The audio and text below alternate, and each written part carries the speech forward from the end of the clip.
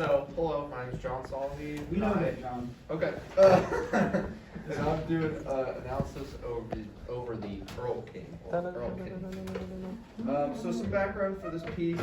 It's based off of a poem written by Johann van Goethe. Not German, so pronunciation's kind of not great. But so the lyrics are from this poem by the same name.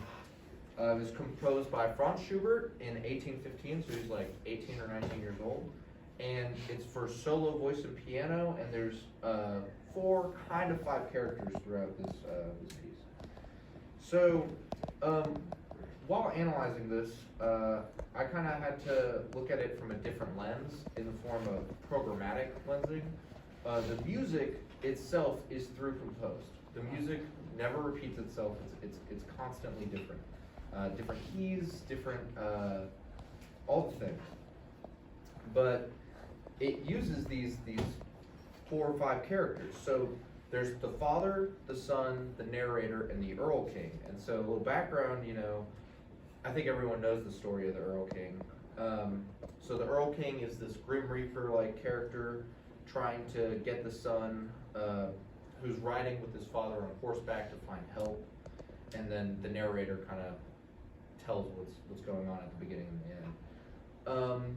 And so I used those characters in order to create the form of intro A B C B C B C B A, and then a coda.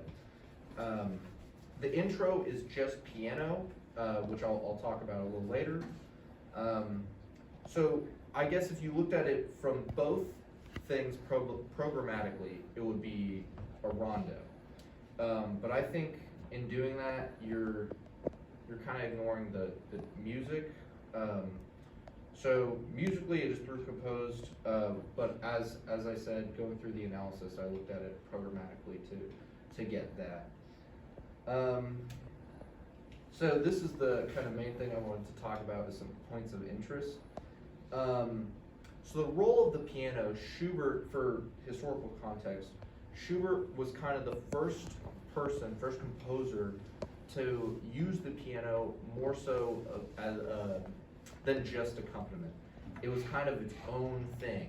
So you can see that in this piece in the form of the horse, with this repeated triplet pattern, and it gives it some constant motion throughout the piece. It's really interesting, and you can see it in the other works like Gretchen on Spinrad. It's really, really neat. I'll come back to the sun motif. But, so the Erlking was marked by the large C sections, and his harmony, whenever the Erlking, this Grim Reaper-like character came in, the harmony was always major. It had a major harmony, which gave it a false sense of innocence. He's enticing the child to come with him. And that's kind of, it gives it a little more sinister kind of feeling. For the B sections, the father and the son both had shorter parts individually. And so I combined them into a larger B section with small forms representing their parts, as they were always talking to each other. So it made sense to put them together, which was pretty interesting. And the A section represented the narrator.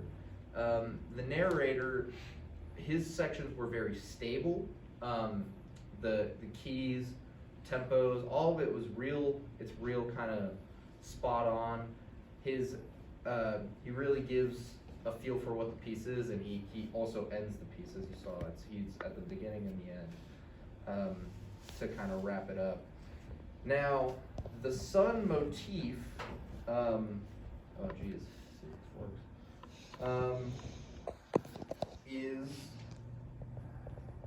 is something that pops up a lot. This is something of note, and I believe it's right here.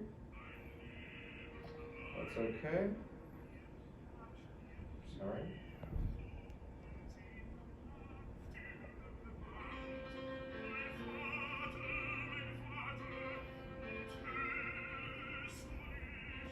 So that same little section, that repeats throughout throughout the throughout the piece. It goes up by step every time it comes back, though, which is something really interesting. I think it gives it a real sense of worry, and you can really feel it from that character. It's real interesting seeing one person go over, sing 4 different characters in one piece. So, yeah, that's all I got. Hope you enjoyed.